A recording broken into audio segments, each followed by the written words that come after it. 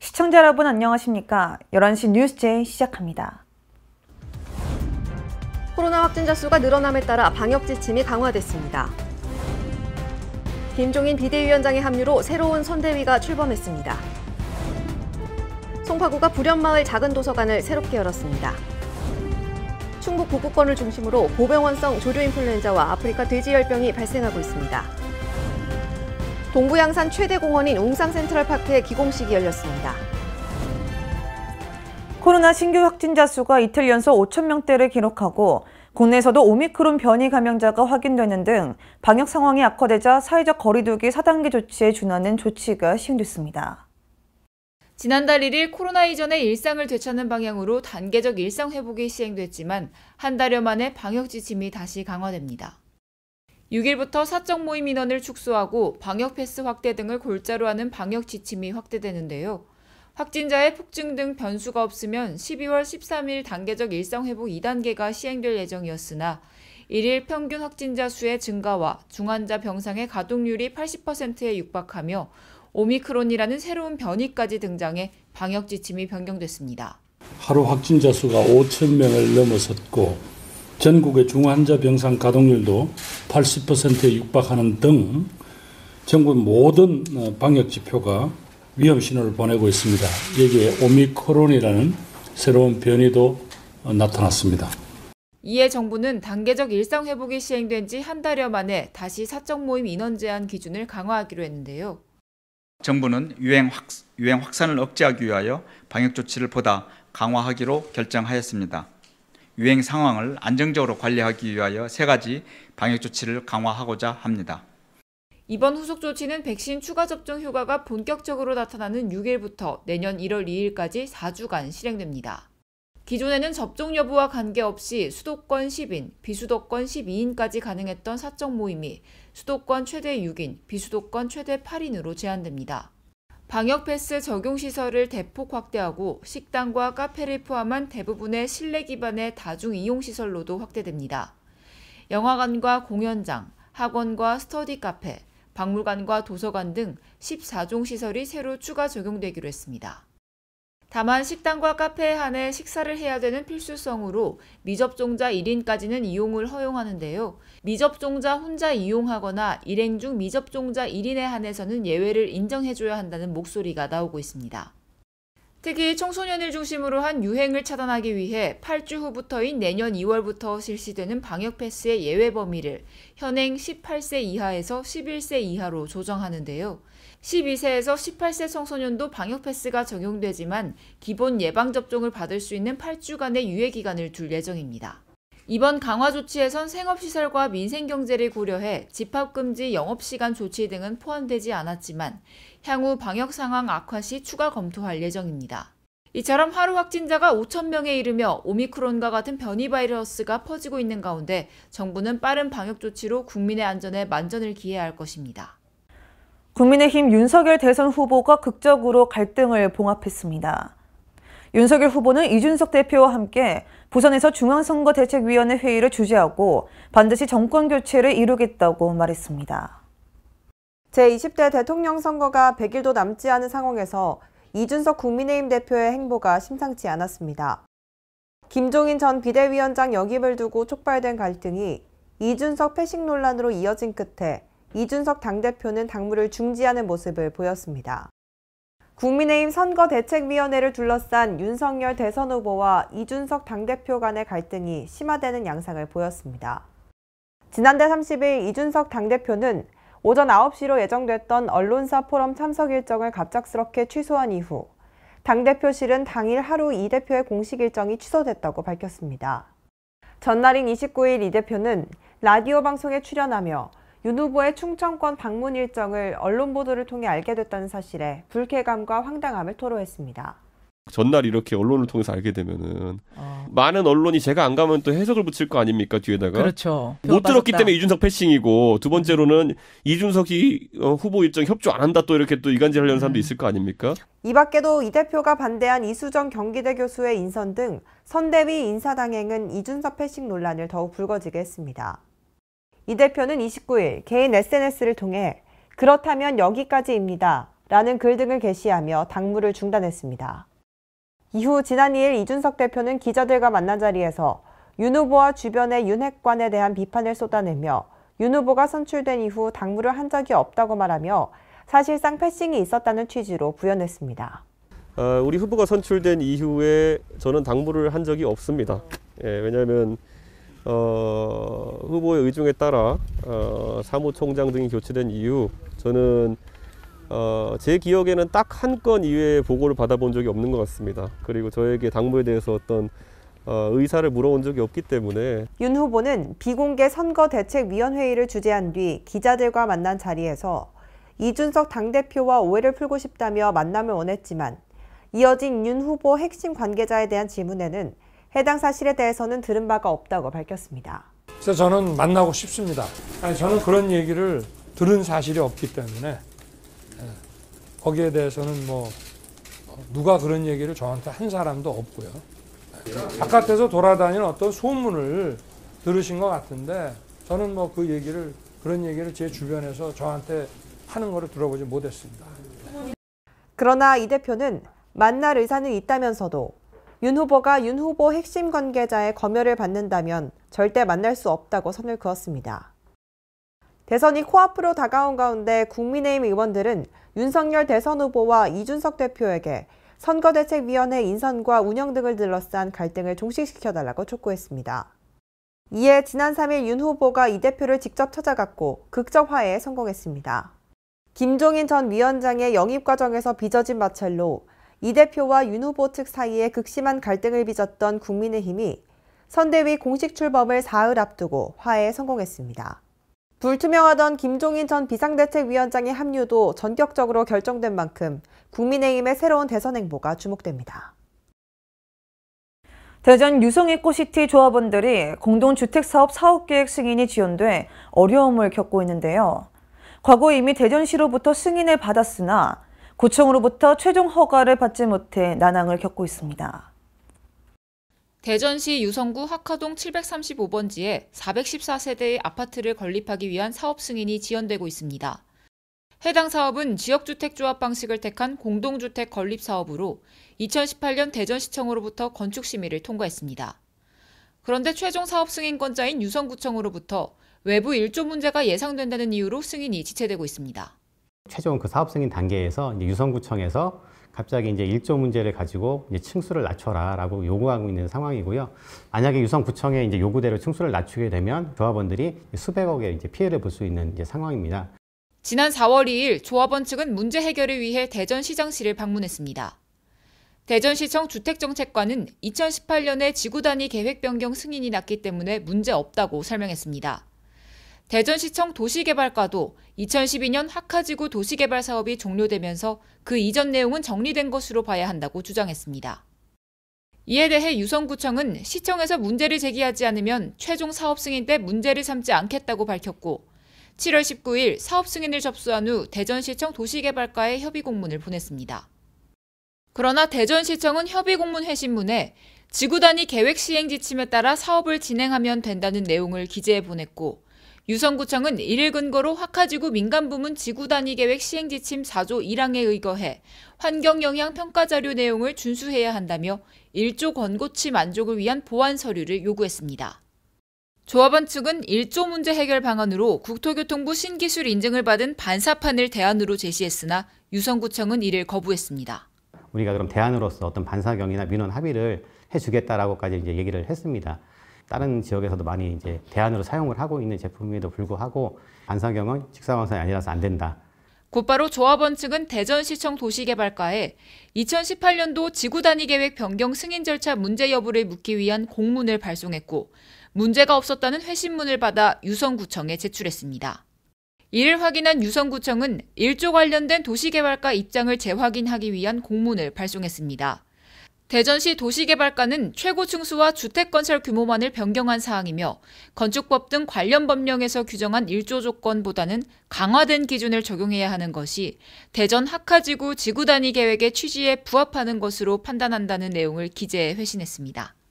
그럼에도 유성구청은 대전시 도시개발과의 의견에 불분명한 부분이 있다고 여겨 질의 공문을 재발송했고 도시개발과에서는 유성 에코시티 지역주택조합에서 진행 중인 주택사업계획은 2018년도 지구단위 계획에서 변경 결정된 최고 층수 및 규모와 부합하며 반사경 설치 등은 주변 1조장의 저감 방안으로 민원 등을 해결할 수 있는 방안이 될 것으로 판단됨이라는 회신 공문을 보냈습니다. 다만 대전시청 측은 유성 에코시티 지역주택조합의 민원을 해결하기 위해 반사경 설치도 검토해달라는 취지에서 유성구청에 공문을 보낸 것이며 최종 승인 결정권은 유성구청에게 있다고 밝혔습니다. 유성구청 측은 반사경 설치 및 민원 합의서 보완 서류는 인정 불가하다는 입장을 고수하고 있습니다. 지구단위 계획 시행 지침에 위배되고 대법원 판례와 법률자문위원단의 의견에 따르면 상위법인 환경영향평가법을 지켜야 하기 때문에 층수를 조정해야 한다는 입장입니다. 한편 조합원 측은 이 사업이 위법했다면 처음부터 지구단위 계획 승인을 내주면 안 됐는데 2019년 9월, 2021년 1월 두 번에 걸쳐 지구단위 계획 변경 승인이 났으며 건축심의까지 통과했다는 점을 강조하고 있습니다. 지구단위 계획 건축 심의까지 다 그 세대수에 맞게 허가를 해줘서 여기까지 왔는데 막상 지금 착공을 앞두고 불허를 한 거잖아요. 이해가 안 가는 게 옆에 아파트는 똑같은 조건이에요. 원래 14층까지 지어야 되는데 25층까지 지어갖고 지금 다들 살고 있잖아요. 특히 과거 2018년 지구단위 계획 변경 심의 당시 동 배치 및 동마다 층수가 표시된 배치도를 제출했는데 1조 침해가 위법할 정도의 중대 사안이었으면 당시에 지적했어야 한다고 주장하고 있습니다. 대전시 주택정책과에서 1조에 대한 검토를 했다는 자료도 있는데 당시 대전시 주택정책과 건축팀장이 환평을 검토했다고 언급했으며 조합에서는 분쟁이 발생하지 않도록 만전을 기하겠다는 조치 계획을 제출해 승인이 이뤄졌습니다. 유성 에코시티 조합은 2018년 지구단위 계획을 승인한 행정기관의 처분을 신뢰해 조합원을 모집하고 토지 매입 사업 승인 절차를 진행했는데 뒤늦게 행정처리 담당자의 엇갈린 견해로 사업 계획의 차질을 빚고 있습니다. 시를 믿고 구를 믿고 저희가 여기 투자한 거지 뭐 개인의 어떤 한 사람을 믿고서 투자한 거 아니지 않습니까?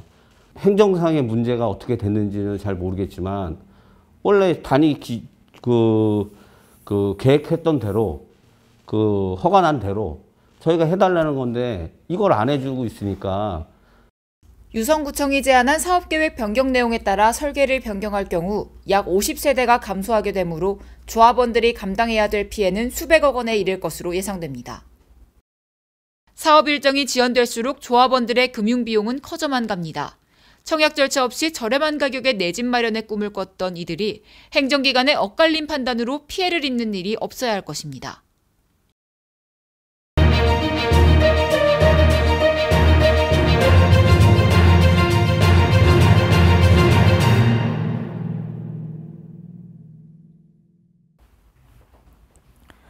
이준석 국민의힘 대표가 칩거에 들어갔습니다. 이에 대한 앵커 브리핑 시작하겠습니다. 초선 의원들과 저녁 자리 전후 SNS에 그렇다면 여기까지입니다 라고 올린 후엔 연락을 끊었습니다. 일종의 당무 보이콧이라고 여론은 말합니다. 이에 대한 각 언론사별 의견 살펴보겠습니다. 먼저 일보부터 짚어보겠습니다. 일보는 윤 후보가 대선 후보로 선출된 지 한 달 가까이 됐지만 국민의힘 악의 다툼은 실망 그 자체라고 표했습니다. 이미 경선 주자간 원팀은 물 건너간 분위기고 싸움에 영일이 없느라 선대위 구성 또한 미비하다고 설명했습니다. 총괄 선대위원장 자리는 비워둔 채 선대위 깃발은 올렸지만 그 면면을 보면 참신함은 찾아볼 수 없다고 꼬집었습니다. 계속해서 빌보 살펴보겠습니다. 빌보는 윤석열 대선 후보의 충청 방문과 관련해 자신과 상의하지 않은 채 동행하는 것으로 보도됐다는 것과 이수정 경기대 범죄심리학과 교수의 공동선대위원장 영입 인선, 김종인 전 비대위원장의 총괄선대위원장 임명을 둘러싼 윤 후보 참모들과의 갈등 등의 요인이라고 설명했습니다. 이에 방향이 잡혔으면 내부에선 토론을 하더라도 외부엔 그 방향으로 가는 듯 보여야 한다고 말했습니다. 경선 과정에서 원희룡 전 제주지사와 공개적으로 갈등한 데 이어 이번엔 보이콧까지 갔다고 덧붙였습니다. 마지막으로 시일보 가보겠습니다. 시일보는 명색이 대표인데 당 선거대책위와 상의도 없이 자신의 일정을 짜고 이를 언론에 흘린 이른바 이준석 패싱이 이번에 벌어진 데 따른 항의 차원이라고 말했습니다. 지금의 내부는 유권자들에게 내년 대선의 주요한 선택 기준 중 하나를 제공하는 것, 그 이상도 그 이하도 아니라고 설명했습니다. 그러나 대통령제 하에선 대선이 지니는 항의를 놓고 이번 사태를 보자면 우려할 점이 적지 않다고 꼬집었습니다. 지금까지 각 언론사별 의견 살펴보았습니다. 이번 이준석 대표 보이콧 이후 윤석열 국민의힘 대선 후보와 이준석 대표와 극적 화해를 한 것을 두고 정치는 가능성의 예술이라며 정권 교체를 위해서라면 저는 언제든지 더 큰 어려움도 감내할 수 있다고 강조했습니다. 윤 후보는 지난 5일 자신의 SNS를 통해 부산에서 이준석 대표와 하루를 보냈다. 마침 김종인 박사님과 총괄선대위원장직을 수락했다는 소식도 전해지면서 분위기는 아주 뜨거웠다고 부산 시민의 정권 교체 열망을 확인하는 하루였다고 했습니다. 국민의힘은 앞으로 당내 분쟁을 없애고 잘 화합하여 내년 경선에서 좋은 행보를 보여주길 기대해봅니다. 수도권 소식입니다. 송파구가 불현마을 작은 도서관을 새롭게 열었습니다. 송파구 잠시철동 새마을문고가 불현마을 작은 도서관으로 송파문화원 출입군으로 이전하여 새롭게 개관했습니다. 불현마을 작은 도서관은 주말 및 법정 공휴일을 제외한 평일 오후 1시부터 5시까지 운영되며 잠실철동에 거주하거나 직장을 둔 주민은 누구나 도서 제출과 반납이 가능합니다. 고는 작은 도서관이 잠실철동 주민들의 독서 문화 증진에 기여하기를 바란다고 전했습니다. 송파구는 탄천 유수지 유휴공간을 활용하여 중소형견 200평, 대형견 170평으로 총 370평 규모의 송파 반려견 놀이터를 조성하여 송파 반려견 놀이터 개장식을 개최했습니다. 이번 개장식에서는 주민과의 소통을 통해 반려견 놀이터와 관련된 다양한 의견을 나누는 장이 되었는데요. 반려견 놀이터는 정기 휴장일인 월요일을 제외하고 누구나 오전 10시부터 오후 5시까지 이용할 수 있습니다. 구는 앞으로도 송파구민들과의 반려견과 함께 안전하고 행복한 시간을 보낼 수 있도록 계속 소통하며 운영해 나가겠다고 밝혔습니다. 지역의 안녕을 기원하는 마포동 불당제가 마포동민회관에서 진행됐습니다. 이날 행사에서는 유동균 마포구청장도 참여해 지역의 안녕을 기원하고 축사를 하기도 했는데요. 마포동에서 화재가 빈번하게 나자 이를 방지하기 위해 당을 짓고 제를 지냄으로써 유래됐다고 합니다. 마포동민회관에서 마포동 불당제가 진행됐습니다. 마포동 불당제는 옛 마포동에서 화재가 빈번하게 나자 옛 조선시대 고종 때부터 화재 예방을 위해 봄과 가을에 불당제를 지내고 마을의 안녕과 번영을 기원한 것에서 비롯됐습니다. 이날 행사는 마포문화원과 마포동민회가 주관하여 유동균 마포구청장이 참석해 축사와 지역 안녕을 기원했습니다. 화재 예방과 지역의 안녕을 기원하는 봉제를 거행하고 주민 화합의 장이 열린 후 마무리됐습니다. 우리나라 최초로 마포구에서 직접 운영하는 구립당구장이 개장했습니다. 이 개장식을 축하하기 위해 성산당구장 개장식이 열렸는데요. 준공에 들어선 성산당구장은 231제곱미터 면적으로 당구대 8대, 터치스크린 8대, 휠체어 충전기, 휴게실 등 편의시설까지 구비돼 있어 주민들이 편하게 이용할 수 있을 것으로 기대를 모으고 있습니다. 마포구 농수산물시장 2층에 위치한 성산당구장 개장식이 열렸습니다. 성산당구장은 마포구가 직접 운영하는 우리나라 최초 구립당구장입니다. 성산당구장 개장식 참석 인원은 50여 명으로 마포구청장, 시구의원, 체육회장, 당구연맹회장, 장애인체육회, 노인회장, 수강생 회원 등이 참석했습니다. 행사 순서는 행사 안내를 시작으로 개회선언, 국민의례, 내빈 소개와 생활체육과정의 경과보고, 마포구청장과 주요 내빈의 인사말씀, 축사, 테이프 커팅, 기념 촬영으로 진행됐습니다. 마지막으로 김가영, 조재호의 당구 시범으로 행사가 마무리됐습니다. 김상돈 시장은 제45차 현장 행정의 날을 맞아 시민 편의 증진을 위해 추진 중인 주요 사업 추진 현장을 찾았습니다. 김 시장은 하늘 쉼터를 방문해 이달 말 준공을 앞둔 총 4,500개 규모의 봉암당 증설공사 현장을 점검하고 공사에 차질 없는 마무리를 당부했습니다. 더불어 이용객 증가 추세에 맞춰 하늘 쉼터가 추모공원으로의 역할을 다할 수 있도록 세심한 장사시설 관리를 지시했습니다. 또한 김상돈 시장은 한국자유총연맹 의왕시 지회와 롯데건설 아우름 봉사당에서 추진하고 있는 저소득층 집수리 사업 현장을 찾았는데요. 참여 봉사자들을 격려하는 한편 복지 사각지대에 있는 더 많은 주민이 집수리 사업 혜택을 받을 수 있도록 민관 상호 협력 사항을 관계자들과 논의했습니다.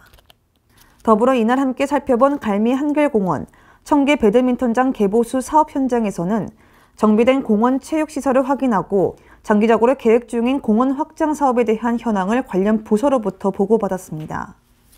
김상돈 시장은 도시개발에 따른 인구 유입과 코로나19 장기화에 따른 공원 체육시설에 대한 시민들의 수요가 급속히 증가하고 있다며 시민들의 의견을 반영해 시설의 개선과 확충을 지속적으로 추진해 줄 것을 관련 부서에 당부했습니다. 광역시 소식입니다. 대전시가 청년활동 홍보 기자단을 모집합니다. 대전시가 12월 2일부터 23일까지 2022년 대전시 청년활동 홍보 기자단으로 활동할 청년 기자를 모집합니다. 청년활동 홍보 기자단은 대외적인 청년 행사는 물론 대전시 청년 정책이나 활동 등 다방면의 청년 관련 소식을 소셜 네트워크 서비스 등을 통해 홍보하는 역할을 수행합니다. 신청 대상은 대전시에 거주하는 만 18세 이상, 39세 이하 청년으로서 청년 정책이나 문화, 활동 등에 관심이 있고 홍보, 소셜 네트워크 활동 등에 적극적이면 누구나 가능하며 모집 인원은 15명입니다.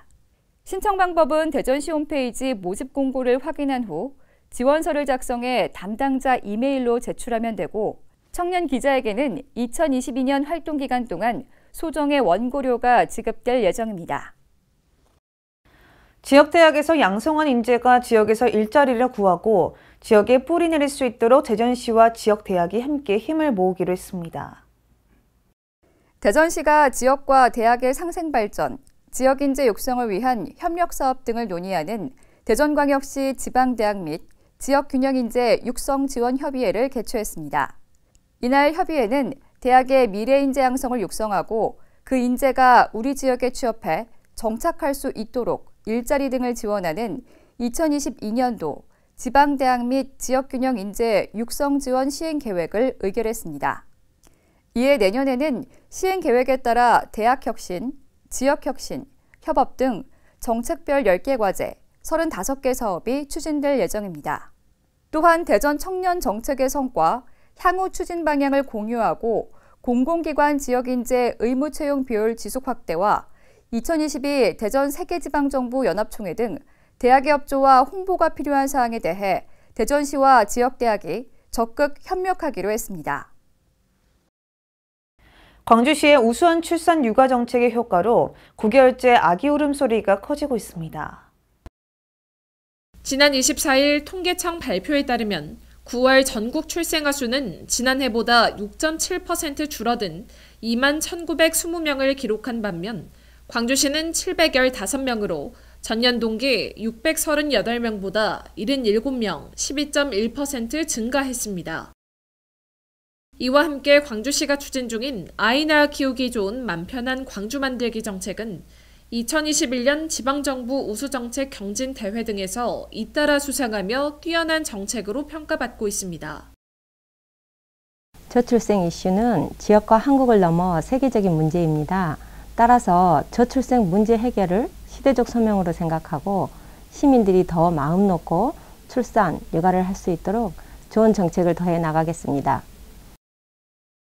한편 광주시는 신혼부부의 주거부담 완화를 위한 광주형 평생주택 공급 확대 계획을 발표했으며 임신부의 출산 준비를 돕기 위해 임신부 막달 가사 돌봄 서비스 지원 사업을 추진할 계획입니다. 광주시의 교통사고 사망자 수가 지난해 같은 기간에 비해 크게 감소한 것으로 나타났습니다. 광주시의 10월 말 기준 교통사고 사망자 수는 지난해 52명보다 16명, 30.8% 감소한 36명으로 대구에 이어 전국 최고 수준의 감소율을 보였습니다. 아울러 교통사고 발생 건수는 6,072건을 기록해 지난해 동기 대비 365건 감소했으며 어린이 교통사고는 297건 발생해 7건 감소하는 등 전반적으로 수치가 개선된 것으로 나타났습니다. 시민 여러분들께서는 교통법규 준수와 보행자 배려 등 차보다 사람을 배려하는 교통문화가 자리 잡힐 수 있도록 적극 동참해 주시면 좋겠습니다. 광주시는 교통사고 예방과 보행자 보호를 위해 종합계획을 수립하고 교통안전 캠페인 등의 대책을 추진했으며 어린이 보호구역 내 시 종점 노면 표시 등의 시설물을 확충한 바 있습니다. 강원도 소식입니다. 평창군은 봉평면 공립봉평 어린이집 유휴 공간을 활용해 다함께 돌봄센터 1호점을 개소했습니다. 다함께 돌봄센터는 어린이집, 초등학교 면사무소 등 안전성과 접근성이 매우 높은 유휴 공간을 활용하여 소득 수준에 관계없이 초등학생 방과 후 돌봄 서비스를 제공하는 공간으로 초등 돌봄 사각지대 해소와 지역 중심의 돌봄 체계 구축을 위한 보건복지부 소속의 아동복지시설입니다.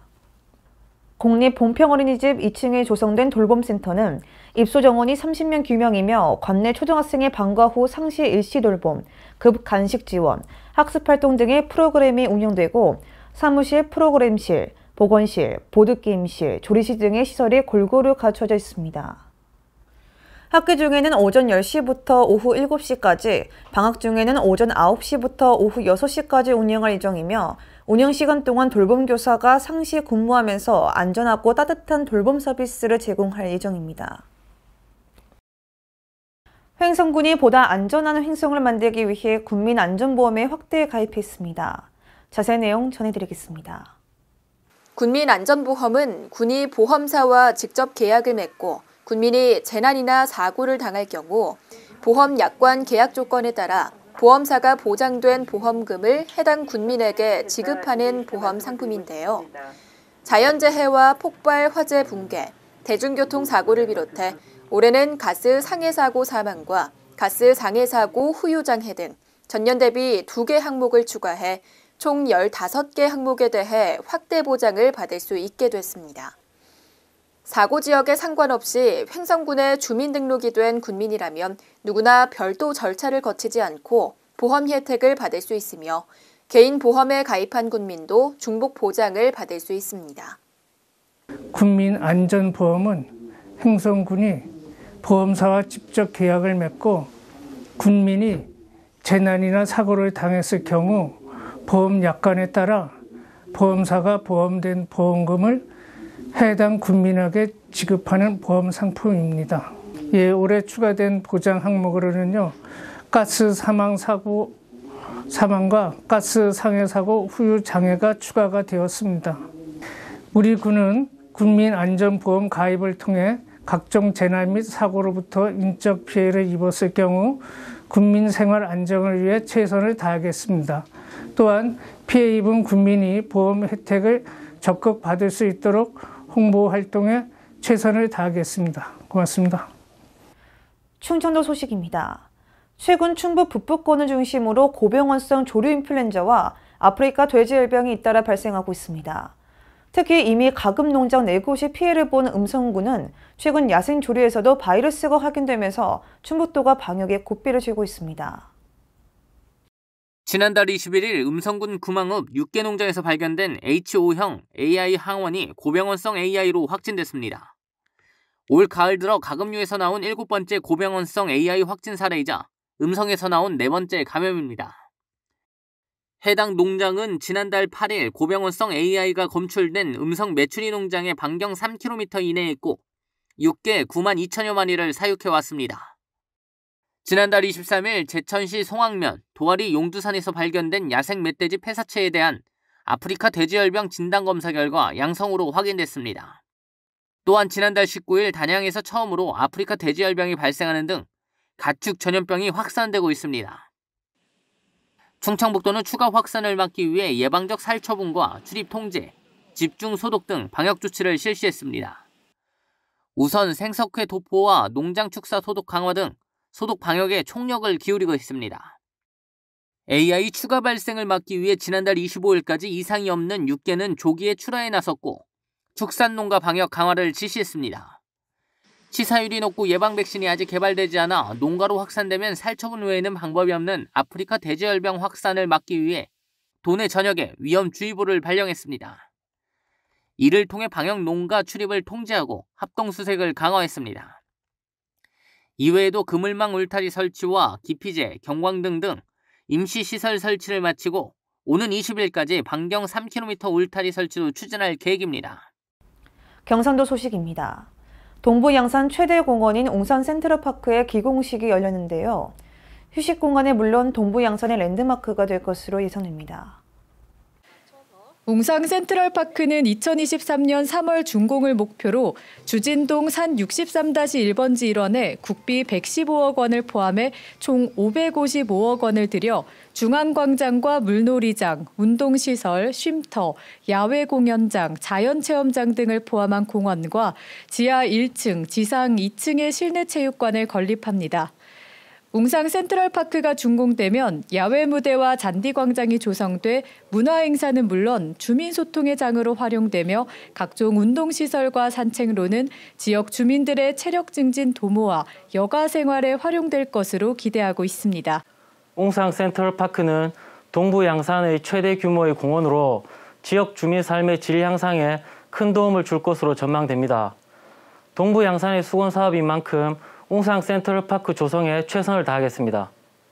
또 조성부지 인근에 위치한 웅산도서관, 3D 과학체험관과 연계돼 도심지 대단위 휴식 공간은 물론이고 동부 양산의 랜드마크로 자리 잡을 것으로 보입니다. 모든 시민이 감염병으로부터 안전한 환경을 만들어 나갑니다. 포항시는 남구 감염병 관리센터를 건립해 최첨단 스마트형 상시 선별진료소를 운영하는데요. 간이 형태의 컨테이너 선별진료소가 더욱 안전하고 쾌적하게 다시 태어났습니다. 포항시는 코로나19 등 신종 감염병 위기 상황에 효과적으로 대응하기 위해 감염병 상시 선별진료가 가능한 남구 감염병 관리센터를 준공하고 26일 준공식을 가졌습니다. 시는 총 6억 원의 예산을 들여 남구보건소에 감염병 관리센터를 신축했습니다. 센터는 전자동 스마트형 중앙제어 시스템은 물론 자동 환기 및 자동 소독 시설을 갖추고 있으며 검체실과 진료실, 의료 폐기물실 등의 공간이 마련됐습니다. 또 포항시는 최첨단 시스템을 기반으로 무더위와 장마, 혹한 등으로부터 의료진을 보호하는 한편 감염 의심 환자와 접촉을 차단한 상태로 문진과 검체까지 이루어지도록 해 의료진이 보호복 없이 근무할 수 있는 환경을 조성했습니다. 시는 남구 감염병 관리센터를 코로나19와 같은 신종 감염병 발생 시에는 선별 진료소로 활용하고 평상시에는 홍역, 결핵과 같은 감염병 의심 환자를 진료하는 감염관리센터로 활용할 계획입니다. 한편 포항시는 코로나19 사태가 지속되면서 피로가 누적된 보건소 대응 인력 등 의료진이 끝까지 방역 체계를 유지할 수 있도록 각종 지원을 아끼지 않을 계획입니다.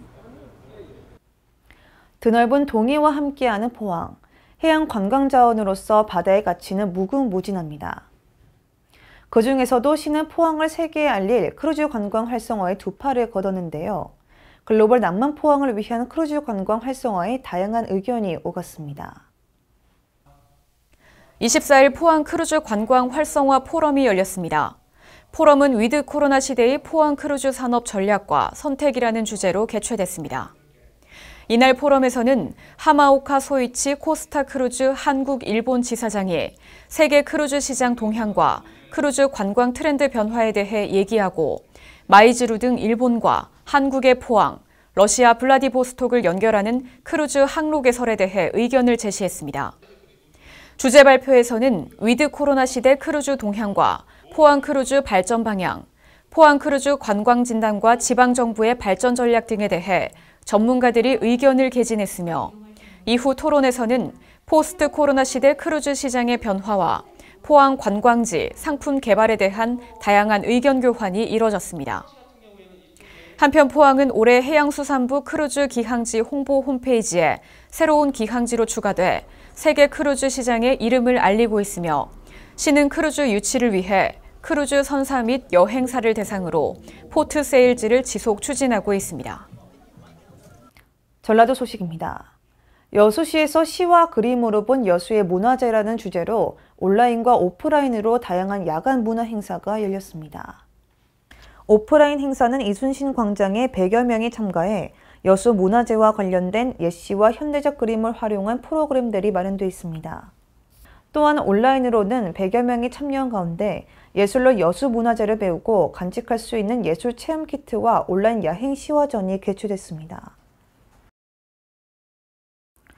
사건 사고 소식입니다. 남양주의 한 건물에서 화재가 발생했습니다. 다행히 인명피해는 없었으며 화재 원인은 조사 중으로 추후 조사를 통하여 정확한 화재 원인을 규명할 예정입니다. 어떻게 된 상황인지 정확한 현황 살펴보겠습니다. 지난 1일 밤 11시경 남양주의 한 건물에서 화재가 발생했습니다. 최초 신고자는 인근 거주자로 건물 내부에서 불꽃이 발생한 것을 목격하였다고 신고했습니다. 선착대 도착하여 확인한 바 가구 공방으로 사용되는 건물로 내부 목재로 인해 화재가 강해 창문으로 불꽃이 튀어나오고 있는 상태로 화재 진압 및 연소 확대 방지를 실시했습니다. 해당 진압을 위해 소방 인력 14명과 장비 17대가 동원됐으며 다행히 인명피해는 없었습니다. 화재 원인은 조사 중으로 추후 조사를 통하여 정확한 화재 원인을 규명할 예정입니다. 계속해서 다음 소식 이어가겠습니다. 지난 1일 안성시의 한 철물점에서 화재가 발생했습니다. 원인 미상의 화재 발생으로 화재 원인은 현재 조사 중입니다. 어떻게 된 상황인지 자세한 내용 전해드리겠습니다. 지난 1일 오전 6시경 안성시의 공도읍의 한 철무점에서 화재가 발생했습니다. 원인 미상의 화재 발생이었으며 옆 건물로 연소 확대를 추정하고 있습니다. 해당 진압을 위해 동원한 인력은 62명으로 원진까지 약 8시간가량 소요됐습니다. 다행히 인명피해는 없었으며 화재 원인은 조사 중으로 추후 조사를 통하여 정확한 화재 원인을 규명할 예정입니다. 마지막 사건 사고 소식 전해드리겠습니다. 경기도 양평군에서 공장 화재가 발생했습니다. 다행히 인명피해는 없었으며 원진까지 7시간가량 소요됐습니다. 어떻게 된 상황인지 정확한 현황 살펴보겠습니다. 지난 1일 오후 3시경 경기도 양평군 옥천면에서 공장 화재가 발생했습니다. 공장 바로 옆에 민가가 있어 연소 확대되지 않도록 화재 진압을 한 것으로 나타났습니다. 건물은 양말 공장으로 샌드위치 패널조 건물이었으며 약 140여 평의 면적을 가지고 있었습니다. 4시 4분에 초기 진화를 했으며 포크레인과 함께 잔화 정리하여 밤 10시 6분에 완전 진화 후 철수하였습니다. 해당 진압을 위해 소방 인력 40명과 장비 22대가 동원됐으며 다행히 인명피해는 없었습니다.